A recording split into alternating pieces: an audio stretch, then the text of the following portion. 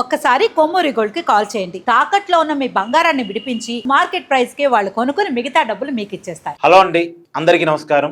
ఆంధ్రప్రదేశ్ రాజధాని అమరావతిలో జరుగుతున్నటువంటి వరుస అగ్ని ప్రమాదాల వెనక కుట్ర దాగి ఉందా? ఇప్పుడు ఇదే అనుమానాన్ని వ్యక్తం చేస్తున్నాయి ప్రభుత్వ వర్గాలు. నిన్న చంద్రబాబు నాయుడు గారు కూడా ఇదే విషయం మీద అధికారులతో సమీక్ష నిర్వహించారు. దీని మీద సీరియస్ గా ఎంక్వైరీ జరగాలని కూడా ఆదేశించారు. లేటెస్ట్ గా మొన్న రాత్రి రాయిపూడి దగ్గర హెచ్ఓడి కార్యాలయానికి అతి సమీపంలో మెగా కంపెనీకి సంబంధించినటువంటి సిలికోర్ పైపులు తగలబడ్డాయి. దాదాపు 10 కోట్ల విలువైనటువంటి సిలికోర్ పైపులు అటవి.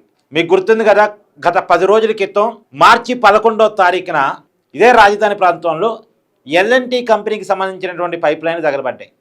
హై డెన్సిటీ ఉన్నటువంటి పైప్ లైన్లు, అవి కూడా హెచ్డిపి పైప్ లైన్లు. మీకు ఇంకా కొద్దిగా వెనక్కి వెళ్తే నరేంద్ర మోడీ గారు అమరావతి పనులకు పునఃప్రారంభం చేయడానికి వచ్చినటువంటి సందర్భంలో కూడా 2 అగ్ని ప్రమాదాలు జరిగాయి తూలూరు దగ్గర. ఒకటి ప్రధానమంత్రి గారి హెలిప్యాడ్కు సమీపంలో ఒక ప్రమాదం జరిగింది, ప్రధానమంత్రి గారి సభకు సమీపంలో ఇంకో ప్రమాదం జరిగింది. అంటే ఇదంతా కూడా ఎవరు కావాలని చేస్తున్నారా? ఆ రోజు కూడా 9 కోట్ల విలువైనటువంటి పైప్ లైన్లు తగలబడ్డాయట. ఇవాళ మెగా కంపెనీకి సంబంధించినటువంటి 10 కోట్ల విలువైన సిలికోర్ కంపెనీలు మొన్న రాత్రి తగలబడ్డాయి. కోట్లాది రూపాయల ప్రజల సొమ్ముని తగలబెడుతున్నారా? ఎవరు ఈ పని చేసేది? సహజంగా అమరావతి మీద కోపం ఉన్నవాళ్ళు. మీకు అమరావతి మీద కోపం ఉన్న వాళ్ళు ఎవరో తెలుసు, బట్ ఇంకొన్ని ఉదాహరణలు మీకు చెప్పే ప్రయత్నం చేస్తా. గతంలో 2014 నుంచి 2019 మధ్య చంద్రబాబు నాయుడు గారు ముఖ్యమంత్రిగా ఉన్న టైంలో అమరావతిలో కొన్ని ప్రమాదాలు, అగ్ని ప్రమాదాలు జరుగుతుండే. అప్పుడు పంటలు తగలబడుతుండే. అప్పట్లో భూసేకరణ జరుగుతున్నటువంటి సమయంలో కొంతమంది వైసీపీ నాయకులు, కార్యకర్తలు చెరుకు తోటలు తగలబెట్టారు అనేటువంటి ఆరోపణలు ఉన్నాయి. వాళ్ళ మీద అరెస్టులు కూడా జరిగాయి. ఆ కేసుల్లో వైసీపీ మాజీ ఎంపీ నందిగాం సురేష్ కూడా నిందితుడిగా ఉన్నాడు.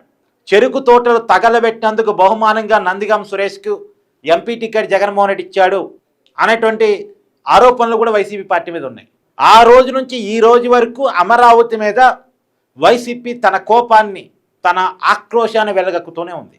సరే, నేనేమంటానంటే రాజధానిగా అమరావతిని నిర్మించటం మీద వైసీపీకి కొన్ని అభ్యంతరాలు ఉంటే ఉండొచ్చు గాక, అమరావతి కంటే ఇంకొక ప్రాంతం మెరుగైందని వైసీపీ అభిప్రాయపడవచ్చు గాక, కానీ ప్రజల సంపదను తగలబెట్టడం, ప్రజల్ని ఇబ్బంది పెట్టడం ఇది దేనికి ఎందుకు వస్తుంది? మామూలుగా ప్రజల సంపదని తగలబెట్టాలని లేదా ప్రజల్ని చంపాలని ఎవరు చూస్తారు? ఇది ఎవరి లక్షణం? ఇది ఉగ్రవాద, తీవ్రవాద భావాజాల ఉన్నవారి లక్షణం. మరి వైసీపీ డెమోక్రటిక్ పార్టీ కదా, భారత రాజ్యాంగం ప్రకారం రిజిస్టర్ అయిన పార్టీ కదా. మరి వైసీపీ పార్టీ ఇలాంటి పనులు చేయటం ఏంటి? ఒకవేళ చేస్తే ఏదో వైసీపీ పార్టీ మీద అనుమానాలు, ఎందుకంటే గతం నుంచి ఇలాంటి పనులు ఎంకరేజ్ చేస్తూ వస్తుంది కాబట్టి కొన్ని అనుమానాలు. అంటే ప్రజాస్వామ్యం పేరు పెట్టుకొని ఉగ్రవాద భావాజాలాన్ని నూరిపోస్తుంది ఆ పార్టీ. ప్రజల ఆస్తులు తగలబెట్టడం ఏంటి? ఇప్పటికీ అమరావతి మీద అనేక సార్లు అనేక రకాలుగా విషయాన్ని అయితే మాట రూపంలో చిమ్మే ప్రయత్నం చేస్తూనే ఉన్నారు. అమరావతి భూకంపాలు వచ్చే ప్రాంతం అని ఒకసారి ప్రచారం చేస్తారు, అమరావతి మునిగిపోయే ప్రాంతం అని ఇంకోసారి ప్రచారం చేస్తారు, అమరావతిని నదీ గర్భంలో కడుతున్నారని ఇంకోసారి ప్రచారం చేస్తారు, సుప్రీంకోర్టు జోక్యం చేసుకోవాలి, అమరావతి రాజధాని నిర్మాణాన్ని ఆఫ్ చేయాలి అని చెప్పేసి ప్రచారం చేస్తారు, అమరావతికి అప్పులు ఇవ్వద్దని ప్రపంచ బ్యాంకుకి మెయిల్స్ పెడతారు, లెటర్లు రాస్తారు. అంటే ఒక ప్రాంతం మీద ఇంత కసి ఎందుకు? రాజధాని అమరావతి కాకుండా వేరే చోట బాగుంటుందనే అభిప్రాయంతో ఓకే, అది ఒక డెమోక్రటిక్ అభిప్రాయం, ఒక్కొక్కరికి ఒక అభిప్రాయం ఉండొచ్చు కావు, దానికి కాదు అనం. కానీ అమరావతి తనకి ఇష్టం లేకుండా కొడుతున్నారు అనే కారణం చేతనో, లేదు అమరావతి ప్రజల మీద ఉన్న కోపం చేతనో, అమరావతి నిర్మించబడితే చంద్రబాబు నాయుడు బ్రాండు నిర్మించబడినట్టే అనేటువంటి ఒక కోపము అమరావతి ప్రజల మీద చూపిస్తే ఎట్లా, ప్రజల సంపద మీద చూపిస్తే ఎలా? ఇది నిజంగా దుర్మార్గకరం, ఆంధ్రప్రదేశ్కి పట్టిన దురదృష్టకరం. ఇలాంటి భావాజాలంతో ఒక రాజకీయ పార్టీ ఉండకూడదు. మీకు ఒక చిన్న ఉదాహరణ చెప్తా. ఒక ప్రాంతంలో ఉన్న మహిళలందరూ వేశ్యలు అని అర్థం వచ్చేలా అమరావతి వేశ్యల రాజధాని అని ఒక మాట వాడటం, అది కూడా జగన్మోహన్ రెడ్డి గారి సొంత ఛానల్లో వాడటం, లైవ్ డిబేట్లో. అది రప్చర్ అయిన తర్వాత తప్ప సాక్షి యాజమాన్యం దాని మీద స్పందించలేకపోవటం, ఈవెన్ డిబేట్ అప్పటికప్పుడు ఆపలేకపోవటం, ఇదంతా అమరావతి మీద వాళ్ళు ఎంత కోపంతో రగిలిపోతూ ఉన్నారు అంటానికి ఒక ఉదాహరణ. అదే అమరావతి ప్రాంతంలో జగన్మోహన్ రెడ్డి గారి ఇల్లు ఉంటుంది, జగన్మోహన్ రెడ్డి గారి ఇంట్లో ఉన్నటువంటి మహిళలు ఉంటారు. ఆ మాట అనొచ్చా అనకూడదా అనేది మినిమం కామన్ సెన్స్ ఉండాలి కదా. సాక్షి టీవీ చైర్మన్ గారు ఆ అమరావతి ప్రాంతంలోనే ఉంటారు కదా, అనొచ్చే ఆ మాట. సరే ఎనివే, అంటే అమరావతి మీద వాళ్ళకున్న కోపం రీత్యా వాళ్ళ మీదకున్న అనుమానాలు వస్తున్నాయి. ఈ అనుమానాలు అయితే నిజమైతే మాత్రం వైసీపీ క్షమించరాని తప్పు చేస్తుందంటే అర్థం. ఒకవేళ అనుమానాలే నిజమైతే తేల్చాల్సిందే విచారణ సంస్థలు కాబట్టి నేను క్వశ్చన్ మార్క్ పెట్టి వదిలేస్తున్నాను. జర్నలిస్ట్గా మనమే తీర్పులు ఇవ్వకూడదు, మనమే కంక్లూజన్ తీసుకురాకూడదు కాబట్టి. కాకపోతే కొన్ని ఆరోపణలు అయితే ఉన్నాయి, కొన్ని అనుమానాలు అయితే ఉన్నాయి. అనుమానాన్ని ఆరోపణలని నిజ నిజాలు నివృత్తి చేయాల్సిన మాత్రం విచారణ సంస్థలు, ప్రభుత్వాలు. అంటే గతం నుంచి ఉన్న కొన్ని చర్యలు ఇచ్చే కొన్ని అనుమానాలు. ఏదేమైనా ఒక విషయం, సజ్జల రామకృష్ణారెడ్డి కూడా ఒక టైంలో రిలీజ్ అయ్యారు. వే2 న్యూస్ కాంక్లైన్ లైవ్లో చాలా క్లియర్గా చెప్పారు, తప్పో ఒప్పో ఇక అమరావతిని ప్రజలు యాక్సెప్ట్ చేశారు, అమరావతి రాజధాని నిర్మించబడుతుంది, మా నాయకుడు జగన్మోహన్ రెడ్డి గారి ఇల్లు కూడా అమరావతిలోనే ఉంది, మేము యాక్సెప్ట్ చేస్తున్నాం.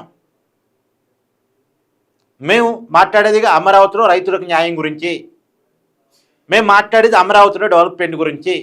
ఇక అమరావతి రాజధాని అవును కాని దాని మీద మేము మాట్లాడడం, అమరావతి రాజధానిగా మేము యాక్సెప్ట్ చేస్తున్నాం, ఇక మూడు రాజధాని అనే కాన్సెప్ట్ లేదు అంటూ ఒక వివరణ ఇచ్చాడు. ఆ వివరణకి వైసీపీ నిజంగా కట్టుబడి ఉండుంటే చాలా బాగుండేది. మళ్ళీ దాన్ని సజ్జల రామకృష్ణారెడ్డి గారి వ్యక్తిగత అభిప్రాయం అని, అంటే ప్రజల అభిప్రాయాన్ని వైసీపీ గౌరవించదని, వాళ్ళ పార్టీ నెంబర్ 2 నాయకుడు చెప్పినటువంటి మాటను పక్కన పెట్టేసి ఇప్పుడు ఇంకా అమరావతి మీద మాకు కోపం ఉంది అన్నట్టుగానే వాళ్ళు ఉన్నారు. మొన్న వర్షాకాలంలో కూడా పునాదులు తీసిన చోట, ఇప్పుడు ఒక బిల్డింగ్ కడుతున్నప్పుడు పునాదులు తీసినప్పుడు వాటర్ వస్తాయండి, ఆ పునాదులు వాటర్తో నిండిపోతాయి. వాటిని ఫోటోలు తీసి ఇగో అమరావతి మునిగిపోయింది చూడండి అని చెప్పేసి ప్రచారం చేశారు. మనం బిల్డింగ్ కట్టేటప్పుడు వర్షం వస్తే మొత్తం నీరు కాదా? సరే ఏదేమైనా ఇప్పుడు జరుగుతున్నటువంటి వరుస అగ్ని ప్రమాదాలు దగ్గర నిన్న మెగా సంస్థకి 10 కోట్ల రూపాయలు లాస్ అని చెప్పేసి ఆ సంస్థ ప్రకటించింది. అంతకుముందు ఎలాంటి సంస్థ వాళ్ళు మార్చి 11వ తారీఖు వాళ్ళు కోట్లాది రూపాయలు అనేటువంటి పైపులు వాళ్ళవి కూడా తగలబడ్డాయి. అంతకుముందు ప్రధానమంత్రి గారు వచ్చినప్పుడు కూడా 9 కోట్ల రూపాయల పైపులు తగలబడినటువంటి పరిస్థితి. కోట్లాది రూపాయల ప్రజా సంపద ఆవిరైపోతోంది. ఇవట సిలికోర్ పైపులట, దగ్గర 150 సెంటీగ్రేడ్ టెంపరేచర్ ఉంటే తప్ప అంత ఈజీగా మంటలు అంటుకోవట. చిన్న వాటికి మంటలు అంటుకునే పైపులు కాదట. మళ్ళీ కొంతమంది ప్రచారం చేస్తూ ఉంటారు, ఒకరు సిగరెట్ తాగి కింద పడేశారు, ఆ సిగరెట్కి గడ్డికి అంటుకుంది, ఆ గడ్డి ఏమో ఈ పైపులకి అంటుకుంది మంట, ఆ గడ్డి యొక్క మంట పైపులకి అంటుకుని ఇలా ప్రచారం చేస్తూ ఉంటారు. ఆ సిగరెట్ తాగి పడేస్తే పైపులకి అంటుకోవటం, గడ్డికి అంటుకొని ఆ మంట అంటుకొని పైపులు తగలబట్టడం, ఇలాంటి ప్రచారాలు కాదు. ఎందుకంటే ఇవి సిలికోర్ పైపులట. 150 సెంటీగ్రేడ్ ఉష్ణోగ్రత టెంపరేచర్ని హీట్ చేస్తేనే అవి మండుతాయట. ఇవి గ్రౌండ్లో విద్యుత్ తీగలని అమర్చడం కోసం ఏర్పాటు చేయబడ్డ పైపులట. మరి ఇవి తగలబట్టం అంటే సహజంగా కుట్రకోణం ఉంటేనే తగలబడతాయి అనేటువంటిది ప్రధానంగా ప్రభుత్వ వర్గాలు అనుమానిస్తున్న విషయం. మీ అభిప్రాయాన్ని కూడా కామెంట్ చేయండి. Thank you.